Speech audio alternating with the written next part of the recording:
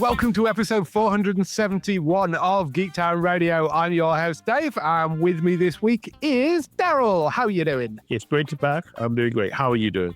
I'm doing very well. It's lovely to have you back on. It's been a few weeks since you've been on, so what have you been up to? Yeah, it's been a few weeks, but some things don't change, and I find myself still watching Countdown on Prime Video, which is from one guy's behind FBI International and Chicago PD by the name of Derek House.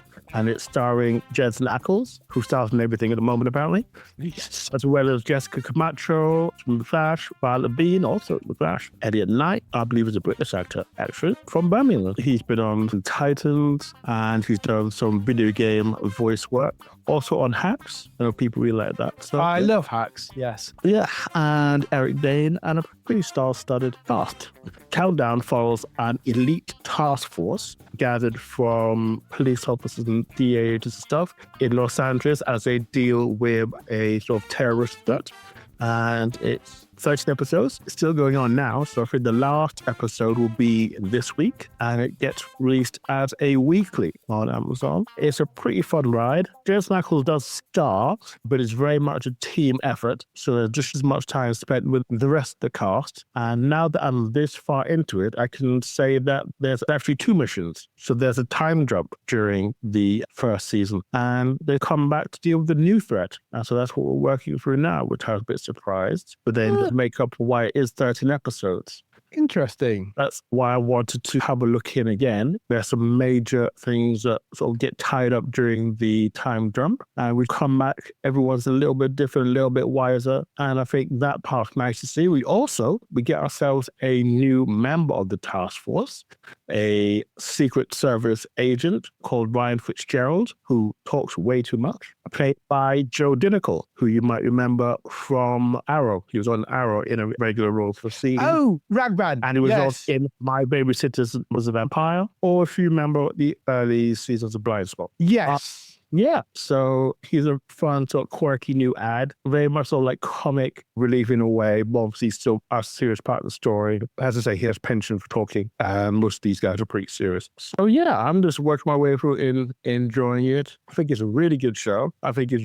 very different to what you will see on Amazon in this sort of ongoing scripted, in this case, 2 stories over 13 episodes. So yeah. That is interesting. Yeah.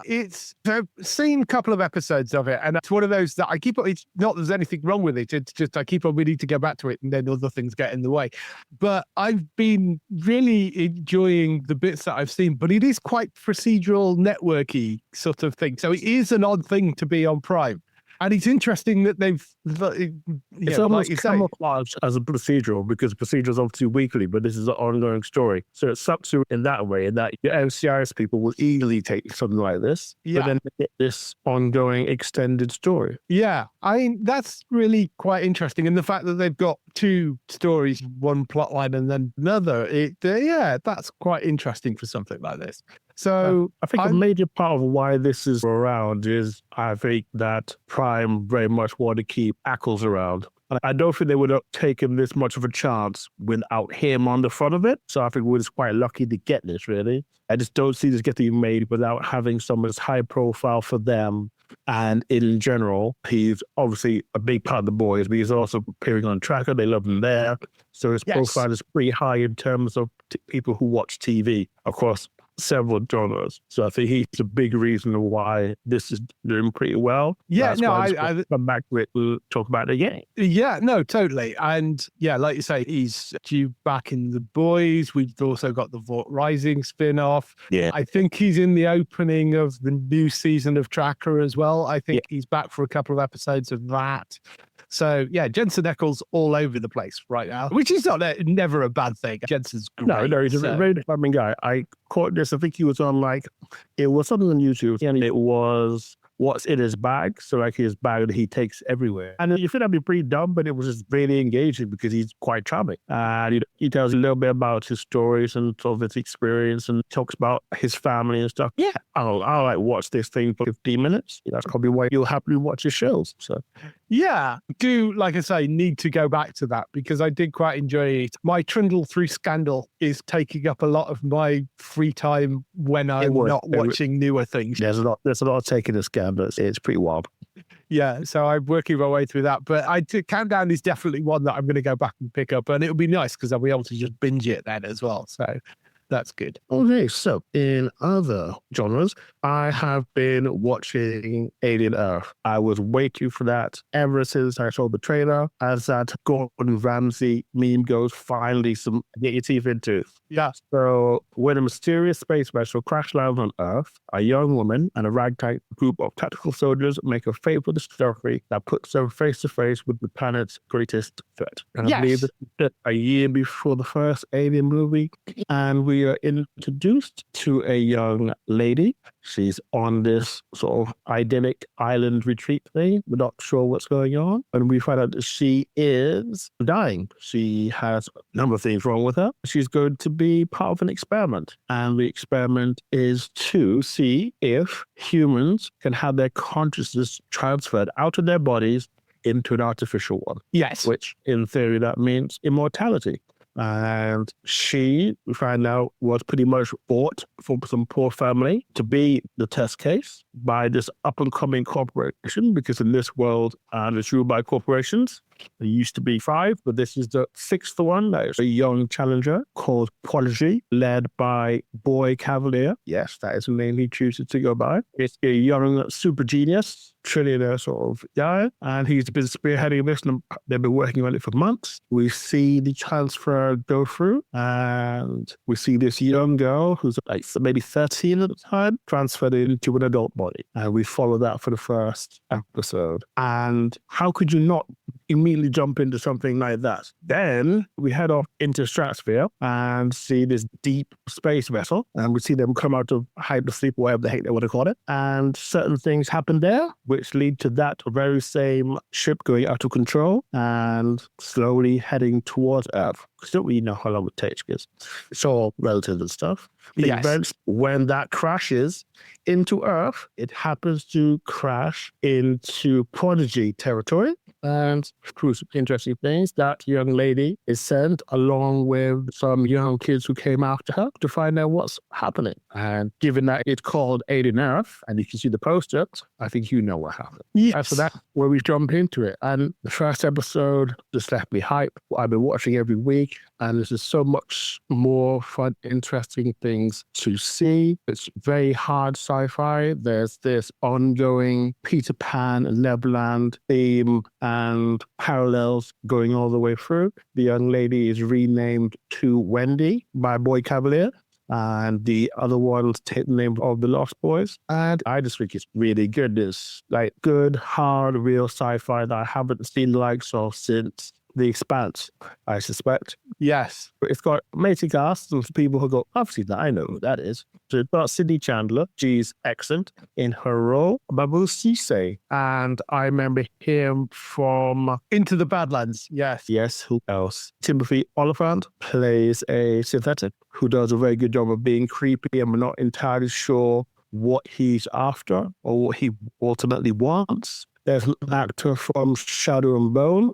He's excellent as one of the children put into an older body. There's lots of love in this show, and I definitely just want to see where everything goes. Yeah, I've been quite interested to know what you think about this, because I rather struggled with that opening episode because I found it a bit all over the place, just in the way it was structured. Because, like you say, it is a weird structure. To be fair, I have seen you're not the first person I've heard criticizing the first episode. Yeah, so I really struggled with it, and I haven't been back to it again yet. But it's one of those things that I am willing to go, okay, was I in the wrong frame of mind for it? at the time, because I do love those sort of hard sci-fi shows. I love The Expanse. I love Foundation. So is it a case of my mind wasn't in the right place when I tried to start watching it? I'm not an uber Alien fan particularly. I myself, well, I'm not too bad. Okay. I like the first couple of movies, but I'm not really massively, I've seen some of the others, but I'm not massively been following it all that much. So I did find it interesting, but I found the structure of that opening episode very weird. Because like you say, you get introduced to this interesting group of characters that are on this deep space mission, and then they're all dead. And I get that they're doing that partly for the shock value of it, and there is a certain amount of that to it, and that's perfectly legitimate. But it's that was just one of the things mixed with the sort of, and then you're on Earth and they've got the introduced to this interesting girl and she's sick, and then she gets transferred into another body and it's this entirely different actress and the performance is slightly different, and you're like, okay. So when I initially talked about it, I was like, I had issues with how they were doing it, but I do want to go back and watch some more of it. And the reviews generally have been pretty positive. Some people saying, yes, it is messy, but I think generally the reviews have been quite positive for it. So I will say that the rest of the episodes are much less messy than that. Yeah. Because that, I think, you need for the setup, I think maybe they went a little bit too far, but you need it for things that will become clear later on. But yeah, I think, it's definitely worth, I think, even just after the second episode, you'd be like, okay, there's something going on here. Okay. But yeah, the first episode is very confusing, very weird. Yeah. Okay. Maybe I will go pick that up again then. Okay. And what I thought I'd talk about, especially given that the rest of it will be out on Wednesday, is my thoughts on Wednesday, season 2, part 1. Yes. Dominguez talked a little bit about this last week, but yeah. And it is a show that, again, it's another one on my list of things to go and watch, and I haven't seen any of it, and I need to go and pick it up. Yes. Yeah, I think you probably should definitely, by Wednesday, for sure. It's great to see Wednesday back. Obviously, many things have come together that made us have to wait an extra long time for the return of the show. It's fun. As soon as it starts, I'm back in here. I'm back where I was. I can remember way back when, sit down to watch it and crank through 4 or 5 episodes in my first sitting and finishing the whole thing within 2 days. There are some differences in season 2. Obviously, we're returning to the Emerald Academy, and last year's had an effect. Wednesday and Enid are now celebrities, and you can obviously guess what Wednesday's reaction to fame. She doesn't particularly like it. Enid seems to go to it more, and I think that probably comes from Enid's journey that she had at the end of last season, finally being able to shift, and the sort of general degree of confidence that she has that she definitely struggled with last season. I think having gone through those 4 episodes just like that, I can compare and contrast. I think there's still a lot of what we love about Wednesday there, but certain things have changed. I think the biggest one would probably be we have lost our central pairing. We understand why quite early on, but yeah, we don't spend a lot of time with Enid and Wednesday having those interesting little interactions which we've come to like, and I think you really miss that as you watch through the episodes. There's loads of shows that literally run on the back of the central pairing of your 2 stars. It's nice to see how these 2 very different people who clearly very much love and respect each other. It's nice to see them even casually or getting along. But immediately the idea was to split them apart. It's for plot reasons. Yes. We have Pugsley joining after growing 2 feet and adding on 60 pounds. But unfortunately, his story, while moving the plot forward, it's not that engaging. And there's a change where we deal with the family a lot more, as in the whole Adams family. And that's a big change. And it definitely takes a bit of getting used to. And I have to say that I would like to temper all this I'm saying with, I think once we have the last 4, this is all going to wrap up nicely. Yeah. But at the same time, you've chosen to release it and chop it in half. So people will be sat with their feelings for months. I think everyone should be able to reflect on that. Yes. So yeah, there is an interesting plot going forward. We have the title of it all. He's locked up. You have a new headmaster with his own ideas about what he wants for Nevermore Academy. We have someone who got to mention probably the VIP of season 2, which is Agnes, who is Wednesday's biggest fan, and she is absolutely hilarious. She is as fun and interesting as Wednesday was in the first season. I'll put it that way. She's definitely like the MVP so far in it. I am eager to get into the last episode, as is everybody else. Like the ratings is still doing great, but I will say splitting it wasn't a great idea. Definitely makes the first half feel uneven. Yeah, that sort of splitting things up, I think I understand why they're doing it, but it is annoying, and they're experimenting with these sort of release schedules. But I'm glad that I haven't started it yet, because I can now binge through 2 seasons, and given that they're going to drop the second half of the second season later this week. Yeah. But yeah, that's all on the Wednesday season 2.1 front.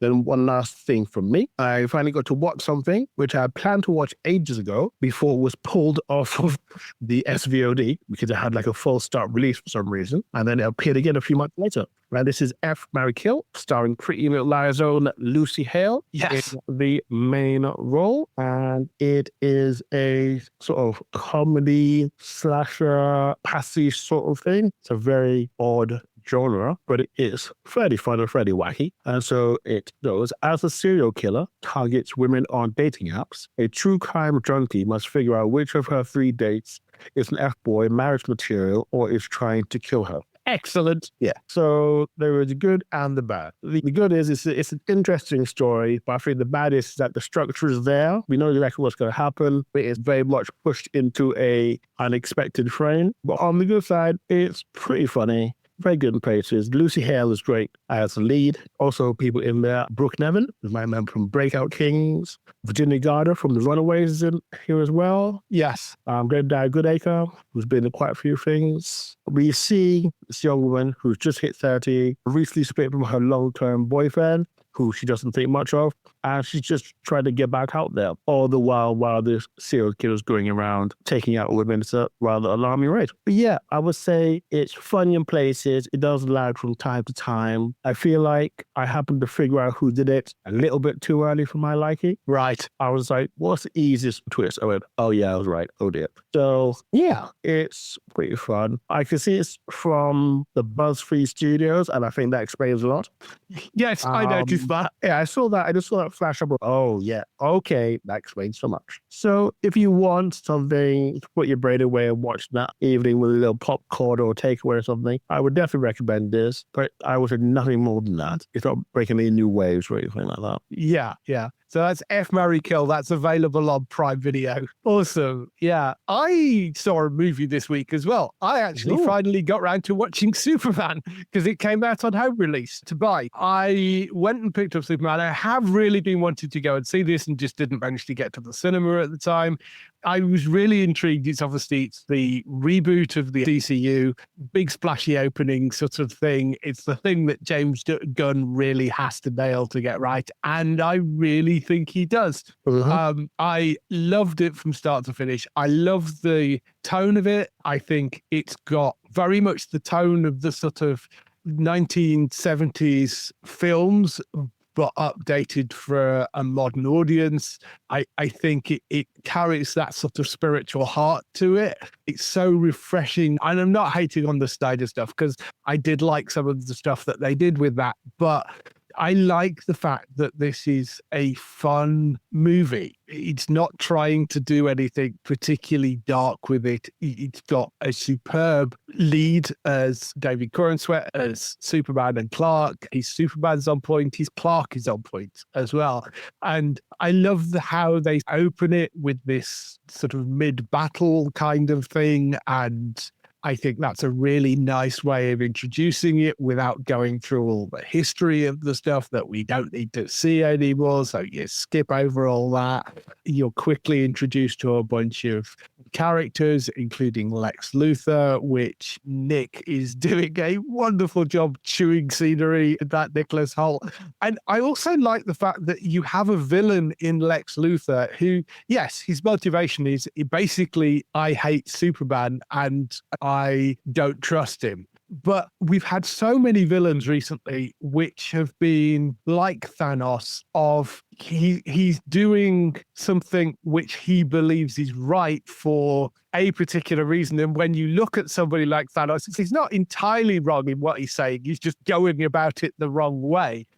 Whereas with Lex Luthor, he's a proper comic book villain of he is nasty, he is evil, he's prepared to step on everybody to get to where he wants to be. And his basic motivation is, I hate Superman. And I rather love that that's what they've done with him for that. They've not tried to give him another layer or another thing. He's just, that's it. That is his main kind of motivation for it. And I think that's great. Rachel Brosnahan is wonderful as Lois. I knew she would be. She's just, if you've ever seen Mrs. Maisel, you know how she can deliver those kind of snippy lines, and she fits Lois so perfectly. There is a point where Clark allows Lois to interview him as Superman, and I love that scene of the two of them together. She's doing the full reporter thing, and he's like going, you can't use that, you can't say that. So I think the relationship dynamic between the pair of them, which is still, they are dating, but it's fairly early on. She obviously knows who he is. So I think that's really awesome. The side characters you got in there with Edie as Mr. Terrific, I think he's fantastic. Nathan Fillion is just wonderful as Guy Gardner. Isabella Merced as Hawkgirl is great as well. And you've got Anthony Carrigan in there as Metamorpho. Just a great set of cast that you've got and supporting characters, and I can't wait to see more of them. I think as a launch movie for the DCU, it just hits it out the park. It does such a brilliant job. It's done brilliant at the box office. I'm sure it's going to go down incredibly well on home release. It's really fun. And if you were worried about the DCU in James Gunn's hands, don't be. I think he's just done a fantastic job with this. You saw this at the cinema, didn't you? I did indeed, man. I'm glad I did it. It definitely is much more positive superhero movie. And yep, casting is great. Dracula is excellent. And it's just a lot of fun. So yeah, we'll see what happens next. Yes, yeah. And I love the little Supergirl cameo that pops up in there as well. That's going to be a really interesting take on Supergirl, I think, as well. So I'm looking forward to seeing what they do with that. Upload, which is back for its fourth and final season. It's 4 episodes. It doesn't feel like it's a compressed season. It feels like it was a planned 4 episodes. It's from Greg Daniels, who worked on Parks and Rec, which was alongside Mike Shaw, who did The Good Place. And there are a lot of similarities between those two sorts of shows. And I think much like Mike did with The Good Place, Greg does a wonderful job in tugging at the heartstrings when he wraps this up. If you've not watched Upload, it's basically about a digital world where they upload virtual versions of themselves to an afterlife when people die. And Nathan, the guy that you're following, has been uploaded to this very posh, expensive afterlife by his very over-controlling girlfriend. That's where you start with it. I'm not going to go through where you are with all 4 seasons of it, but I will say, if you've not started watching it yet, it is worth picking this show up. Certainly if you like things like The Good Place, it's got a very similar vibe to it. And it wraps beautifully and really nicely. It's bittersweet at the end, but I think they do a lovely job in how they wrap things up. So yeah, really good show. And that's on Prime Video right now. People seem to love it. So yeah, I mean, it is a comedy. Certainly if you like silly tech stuff, there is a lot of silly tech stuff early on in that, because obviously it's a sort of near future. So there's a lot of fun kind of messing around with what they're doing with that sort of near tech future thing, and the merging of corporations as well, which is quite funny as well, because you get these really bizarre companies and stuff. But just overall, beautifully cast, really nicely done. Robbie O'Malley's great and very watchable in the lead of it. But if you've not started watching that, it is 4 seasons, but it does wrap really well. So it is worth picking that up. And the last thing that I watched was another movie, actually, over on Netflix. It was the British sensation directed by Chris Columbus from the novel by Richard Osman.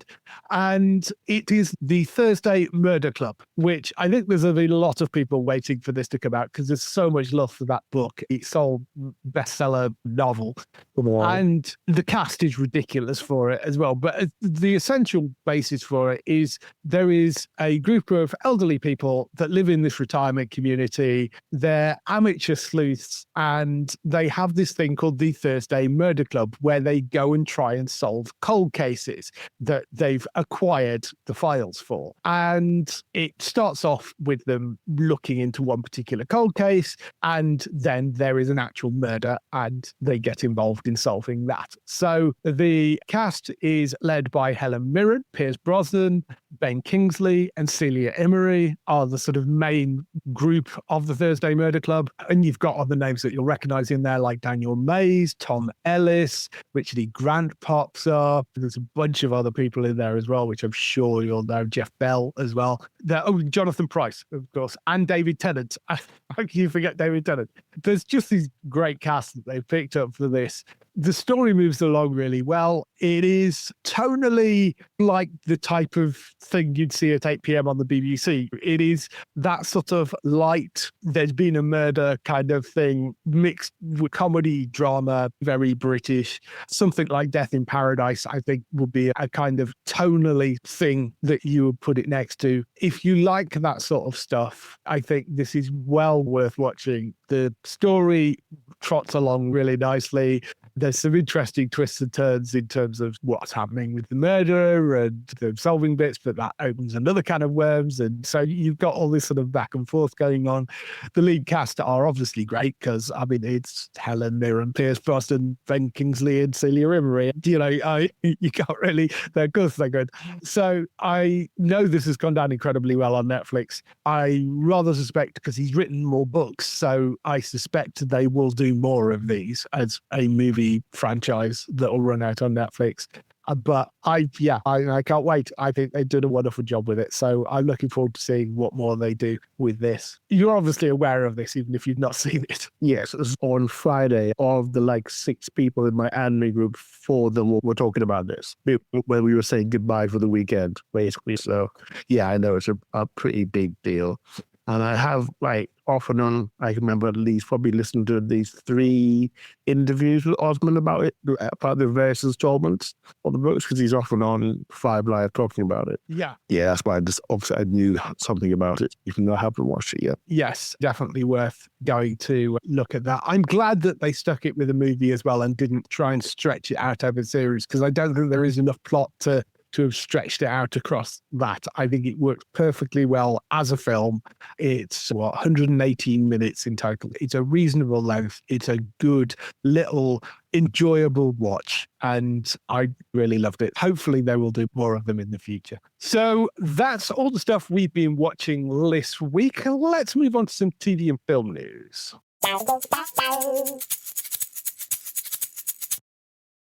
So we kick off the TV and film news with the renewals, cancellations and pickups. Not many renewals and cancellations this week. There is a YA US drama called Motorheads that are being axed by Prime Video after 1 season. Apparently they are looking for a new home, but they always say that.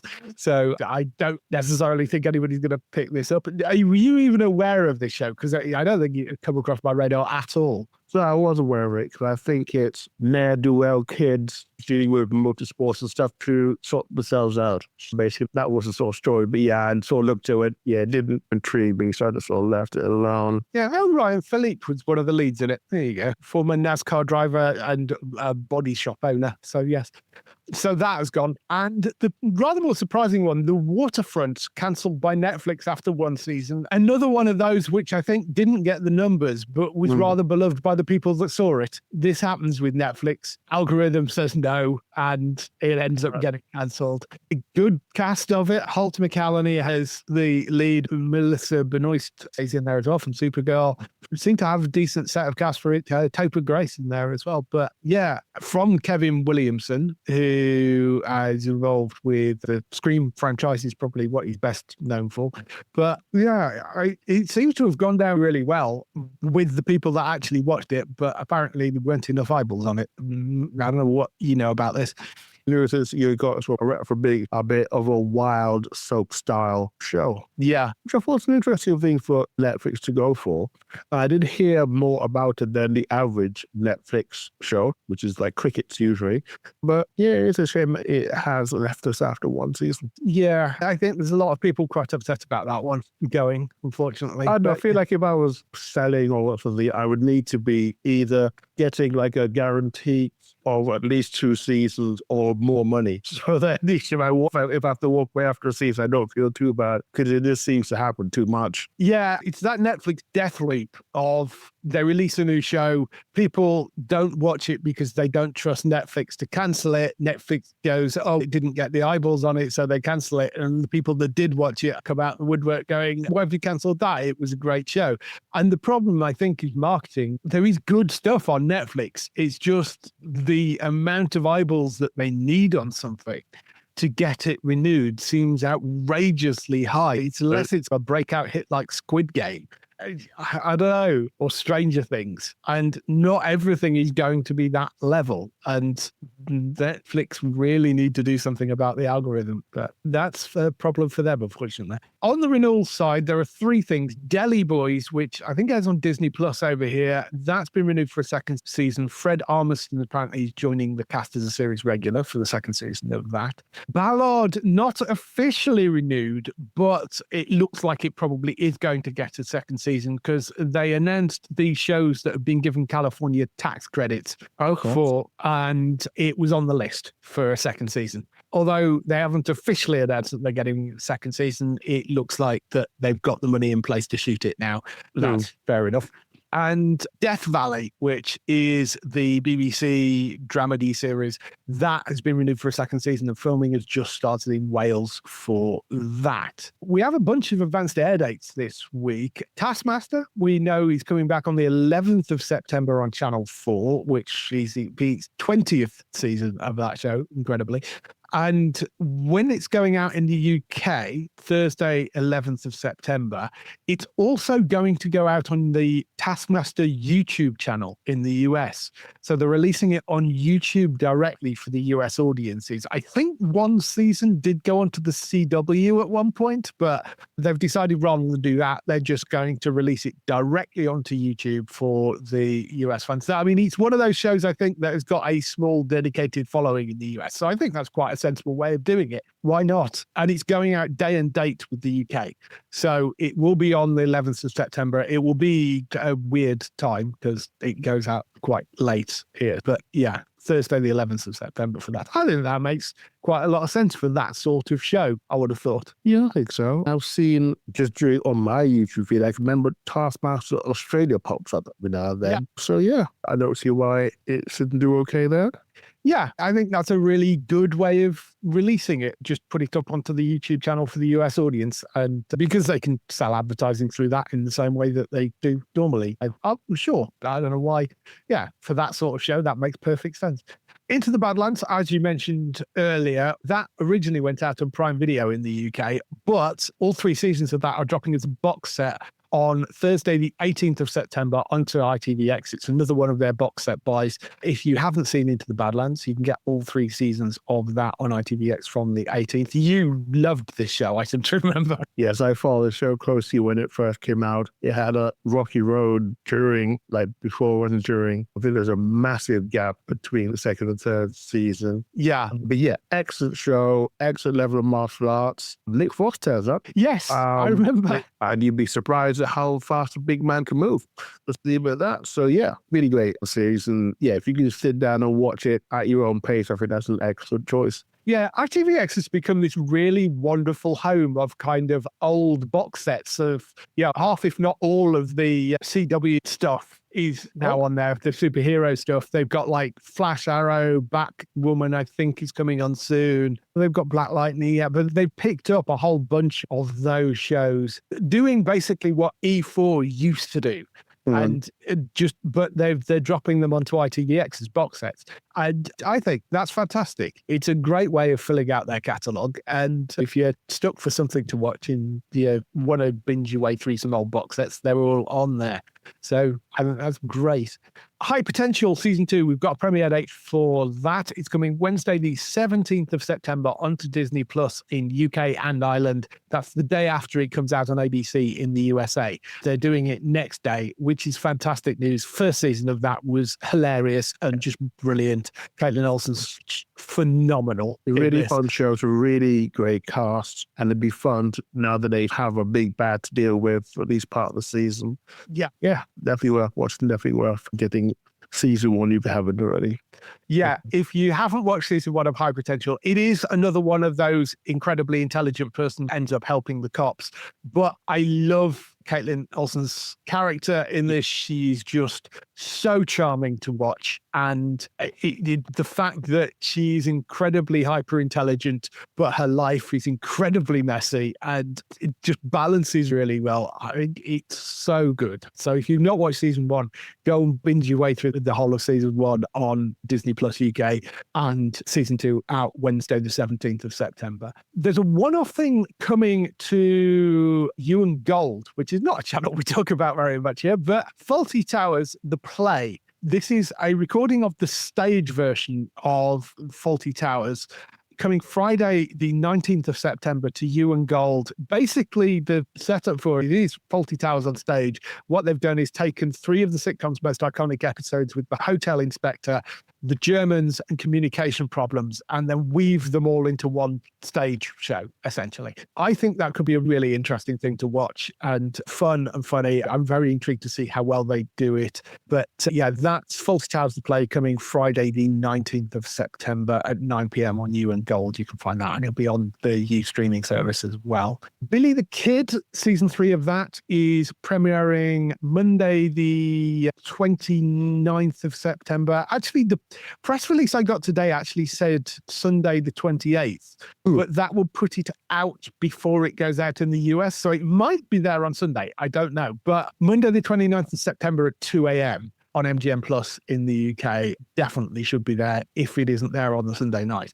But yeah, Billy the Kid's been quite a good series. It's from the guy that did Vikings and has obviously very different subject matter, but has a similar kind of aesthetic to it in the storytelling. Just well cast, good, solid story. 3rd season is the final season because you are somewhat limited in what you can tell about Billy the Kid because he wasn't actually around for all that long. It's the story of the outlaw. It's worth going to check that out if you've got access to MGM Plus, which is an add-on channel in the UK for Prime Video. There's some good stuff on MGM Plus, actually. It's got the Outlanders on there. It's got all the Power series.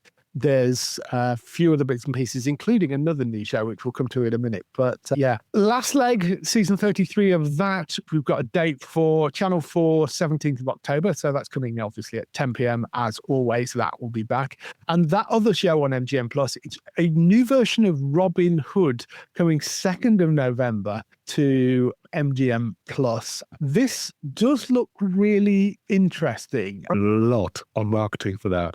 Yeah, they have been pushing it quite hard. They've actually a trailer up on the website for it now.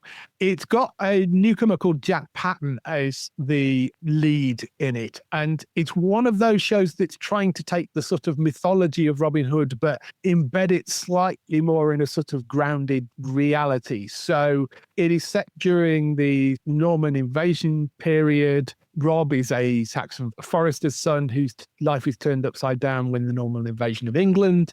It tells the story of his journey of this ordinary man to leader of an outlaw rebellion, and he gets in trouble with Marion, played by Lauren McQueen from The Mill and The Queen's Gambit. She is a Norman lord's daughter. She's working on the inside of the Norman court, whilst he is on the outside as an outlaw. The names you'll probably really recognise it in there. Sean Bean is in there playing the Sheriff of Nottingham. So place your bets on whether the Sheriff of Nottingham makes it to the end of season 1.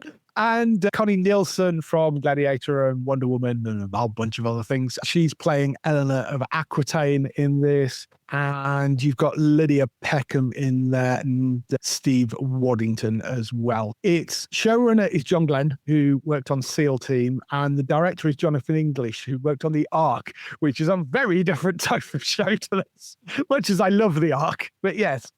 So this sort of slightly more grounded, gritty original story, it's not going the sort of Robin of Sherwood kind of mystical route. It's not going the kind of fun swashbuckly route. It's this interesting, more grounded story set in the Norman invasion. I rather like the look of this. I think it sounds quite interesting. So we'll see when it comes out and see whether they manage to nail it. But yeah, I mean, there's so many versions of Robin Hood. Why not have another one? Well, yes, I do remember hearing about it at the beginning in the casting and talking about the unique Robin having been working outside as Marion working inside the court. Yeah, I hope it does well. Yeah, I really hope it does. But yes, it is a MGM Plus original. As I said, you can get MGM Plus as an add-on channel for Prime Video. It is one of those things that you could turn on for a couple of months, see what's on there, binge your way through a few things and turn it off again. About £5 a month or £6 a month or something. It's worth spending a little bit of money to go and do that every so often for those sort of add-on things. You just got to keep on top of it and just not leave them permanently running. So go and switch them around a bit. BBC have made an acquisition, which is from Apple, actually. They've picked up Trying, which I can see why they've picked this up, because it is one of Apple's UK originals. It's got Rafe Spall in one of the lead roles and Esther Smith is the other lead role. And it follows Nikki and Jason, the couple who really want to become parents but struggle with conceiving a child. In order to have a baby, they decide to adopt, but only to face with a whole list of new challenges and surprises that come with the adoption process. So it's run for 4 seasons on Apple TV+.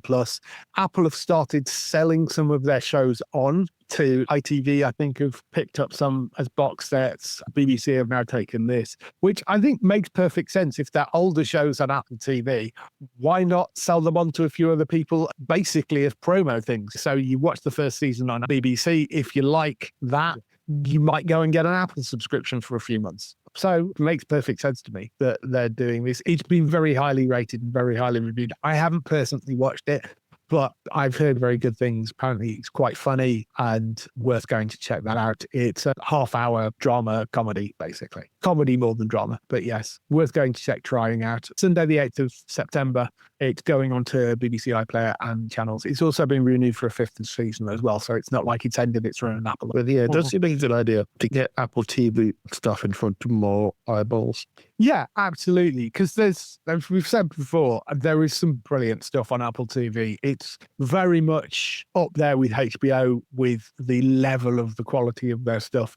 And not everything will be for everybody, but you can pretty much guarantee that the quality is good across all the shows. Really worth looking at that. And Sesame Street, just for anybody that's got small children out there, season 56 of Sesame Street coming to Netflix worldwide. This is due to the fact that it was on HBO Max in the US and they opted not to renew the license for it. So it was like, oh no, what are they going to do with it? And then Netflix picked up the worldwide rights to it. So it's still going out on PBS in the US, but it will be on Netflix as well. And that also means that it's on Netflix internationally.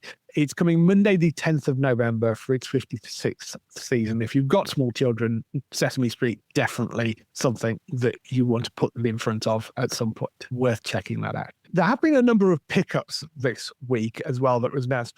One of them is Doc, which is a Fox medical drama in the US. It's been a massive hit for Fox. It was one of their first originals following the Fox network in the US detaching itself from Disney, essentially. When that sale went through, the Fox network went off as its own thing.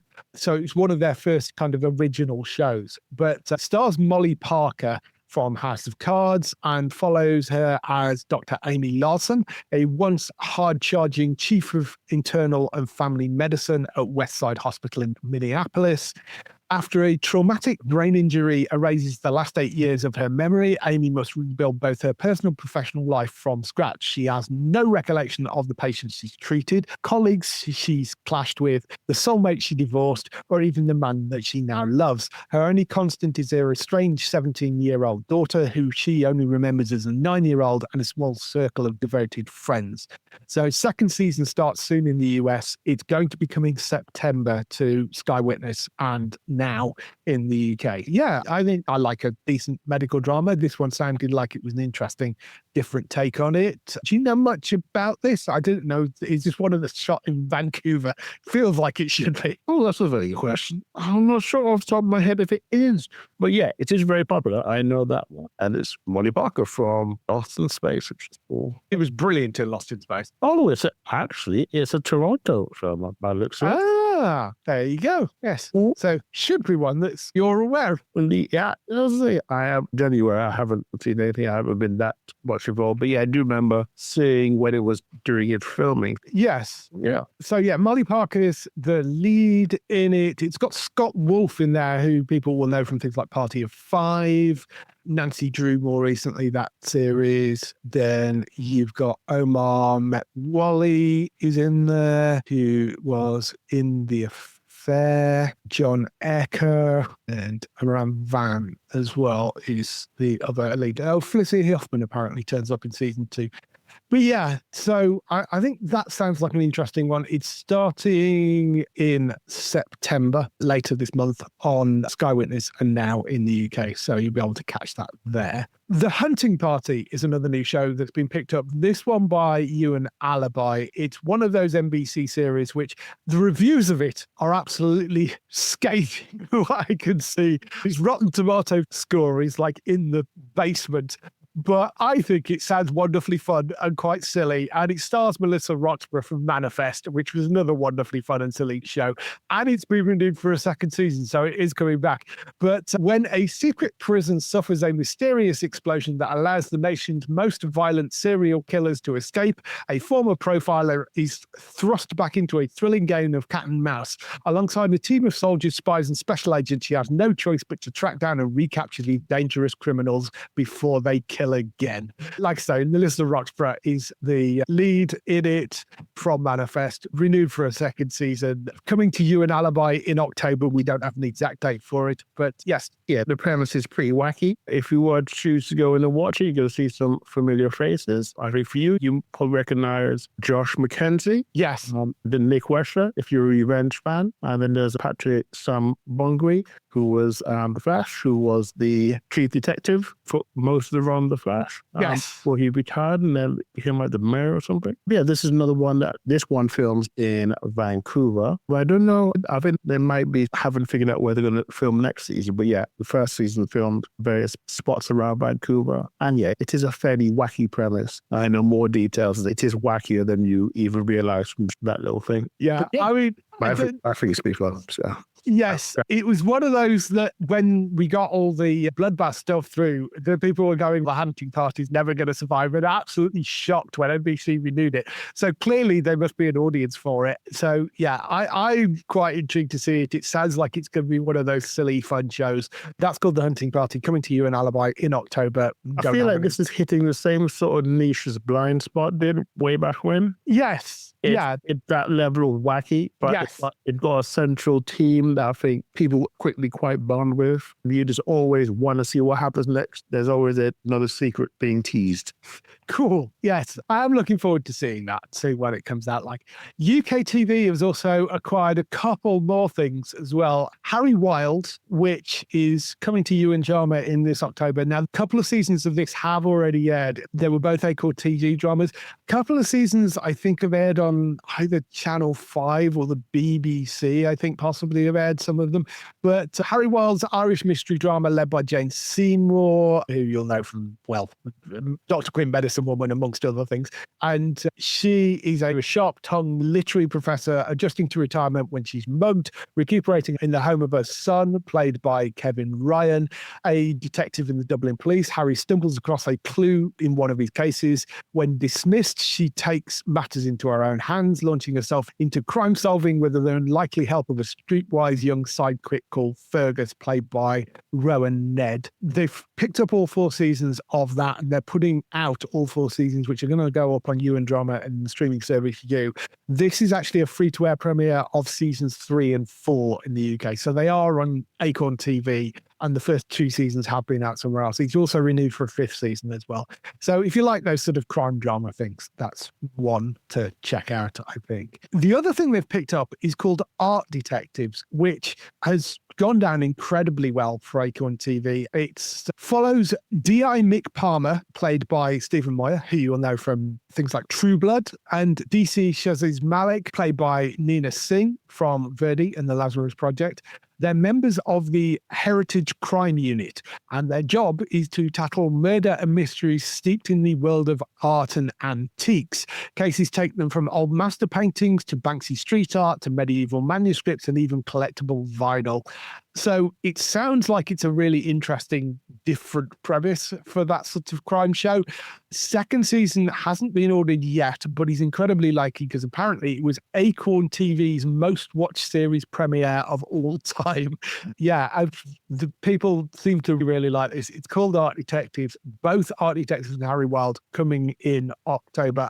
Are you aware of either of those shows? I am aware of Art Detectives only because I've seen the ads and the promos and stuff, which seems to be going pretty big. So obviously, I'm well aware of Acorn, and there's quite a few podcasts I listen to of American podcasts. I know, for instance, My Favorite Murder, one of the hosts is obsessed by British TV, so she very much talks about all the shows she watches through Acorn. So I'm sure she'll be going crazy about this. Yeah, I think I'm quite interested in Art Detective. I think it would be interesting to see Stephen Moyer as a detective. Yeah, I like Stephen Moyer a lot, and I think this seems like a really interesting kind of role. But yeah, coming to You and Drama and the You streaming service this October for those. And check those out there. You can keep an eye on the website for exact dates for some of this stuff as well.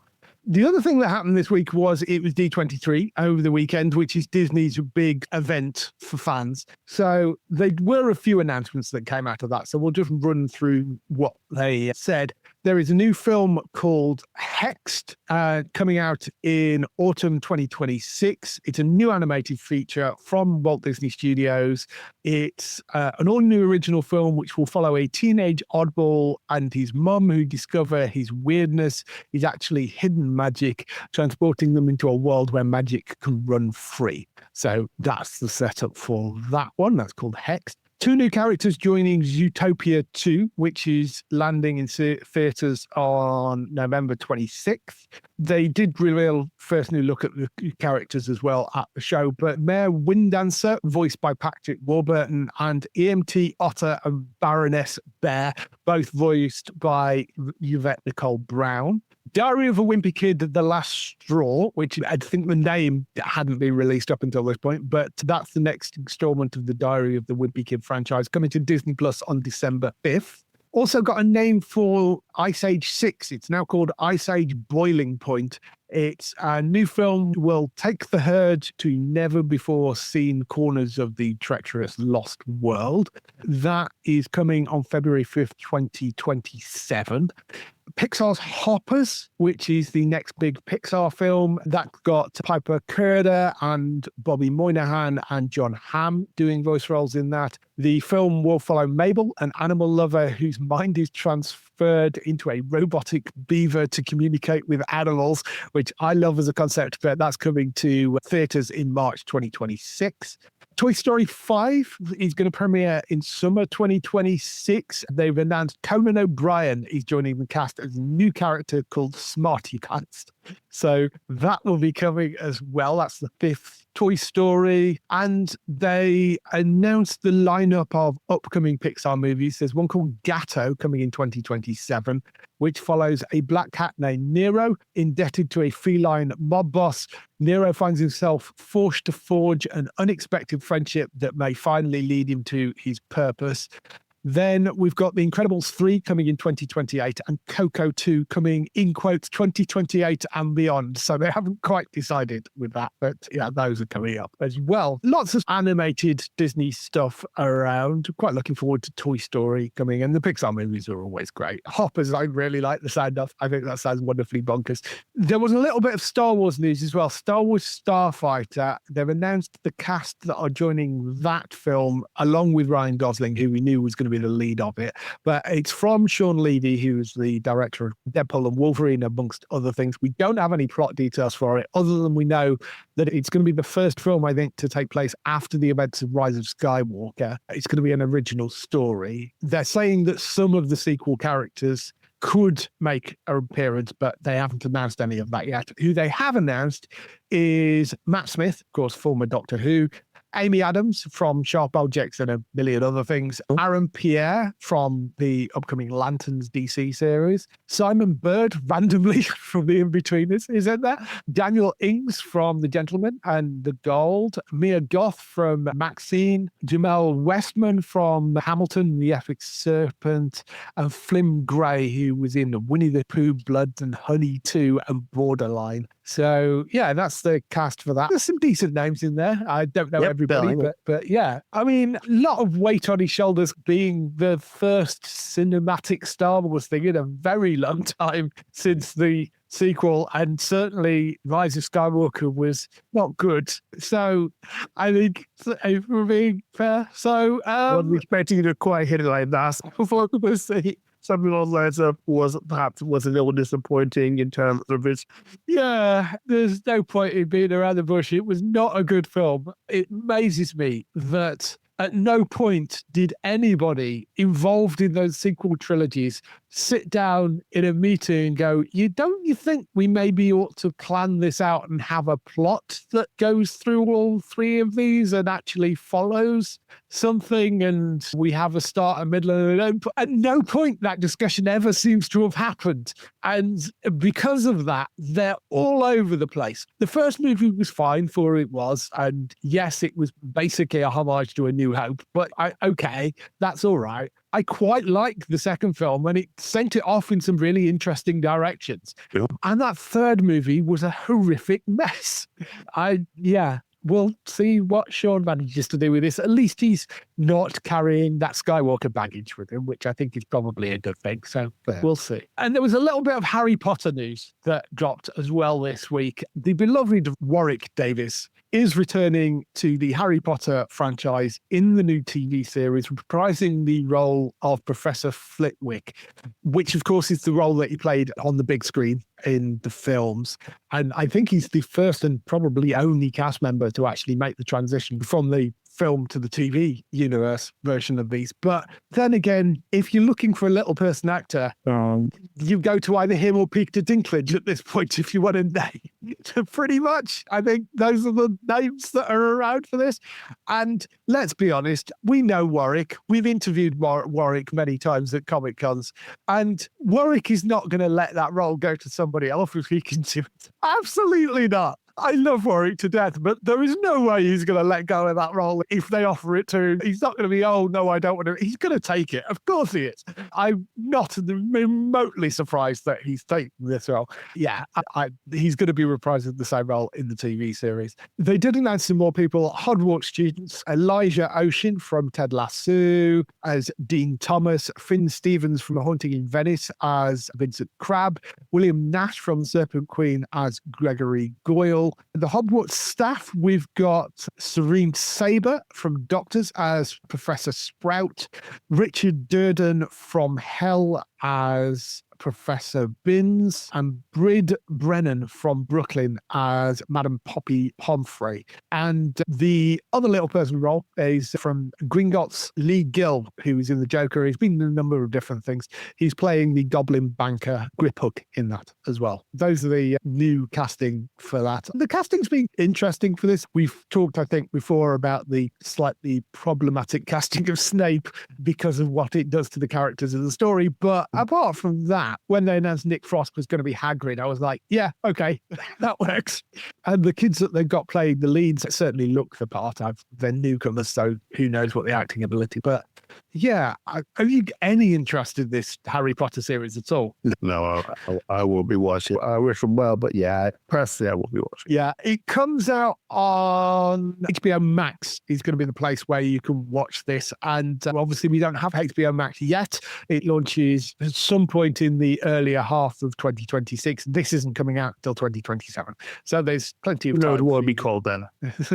Yes, at the moment, it's called HBO Max. It's been Max, HBO Max, back and forth. Yes, it may still be called that. It may be called something else. We shall see. But yeah, the Harry Potter series is going to be on there in 2027.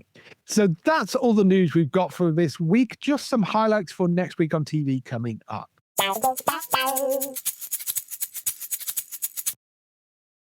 So, highlights for next week. We have Grand Designs season 24 of the Architectural Home Building Project show with Kevin MacLeod. Channel 4 on the 3rd of September at 9 p.m. for that. A new animated series called Universal Basic Guys coming to ITVX on the 3rd of September. They acquired that a long time ago. It's taken ages for it to come around.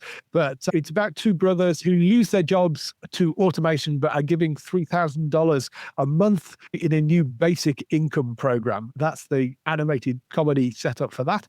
NCIS, Tony and Ziva, we're getting the first episodes of the first season of that on Paramount Plus on the 4th of September in the UK. That's Pablo and Michael Weatherby back in the NCIS verse for those roles. Mitchell and Webb Are Not Helping, which is their new sketch comedy show. That's coming on the 5th of September at 10 p.m. to Channel 4. Very happy to have them back. I think that's going to be fun. The Paper, coming to Sky Max on the 5th of September. I think they're dropping this as a box set as well. Yeah, they decided to drop it as a box set. It's from the people that did The Office US and is sort of an extension of The Office US universe. So the idea is it's the same team that were filming The Office US have now gone to this local paper and are filming that. And they're an eager publisher that is trying to revive the fortunes of that paper. It could be quite fun. There is a show called Task, which is a new limited series coming to Sky Atlantic. That's on the 8th of September. That's set in the working class suburbs of Philadelphia. It's an FBI agent played by Mark Ruffalo, heads a task force to put an end to a string of violent robberies led by an unsuspecting family man played by Tom Pelfrey. And Only Murders in the Building is back for its 5th season, and that's on Disney Plus on the 9th of September. I'm hugely looking forward to that returning because I adore that show. That one back. But some interesting stuff. Mitchell and Webb I will be checking out. Only Murders, obviously. I will take a look at Task as well. Yeah. So there's some good stuff. Anything for you in there? Definitely Task. I think anything with Tom Pelfrey is definitely worth taking a look. I think he's an incredible actor with this incredible sort of presence. Maybe The Paper. We've got Legends of Tomorrow alum Ramona Young's in that. I believe was one of the reporters or something. Right. Dark members. Yeah, those two. Yes, some good stuff coming up next week. And then you can tell by the advanced air dates, you can tell we're heading into September and October and all the new stuff coming back as well. That's all we've got for this week. If people want to find more of your stuff, where can they find you? So they can head over to Hollywood North News out on it. The latest thing we did was you can also see Domingos because he did an interview with the director and stars of Sweet Summer Powwow, which is a romantic comedy filmed in Canada set around the powwow community. Telling a really interesting and interesting story. The interview's great. The film was great. I couldn't find anything about international release, so we'll just have to wait and see on that front. But yeah, if you want to see anything about that, you can head over and find it all on HollywoodNorthNews.net. Cool. So go and check that out. Domingos himself, of course, you can find his other stuff over in HollywoodNewsSource.com. You can find his TV, film articles and other interviews over there. And Matt, of course, you can go and find on entertainmenttalk.org for lots and lots more podcasts and him crying over Manchester United. You could visit the website for us at geektown.co.uk throughout the week and see all the latest air date information and news. If you want to get in touch with your questions or comments, you can email us on podcast@geektown.co.uk. Leave a message on the website post. Find us at Geektown on Twitter, on Facebook at facebook.com/Geektown, YouTube at youtube.com/Geektown, Blue Sky at Geektown, Instagram at Geektown UK, TikTok at Geektown UK, and Threads at Geektown UK. that is everything. We shall see you next week. Goodbye. Bye.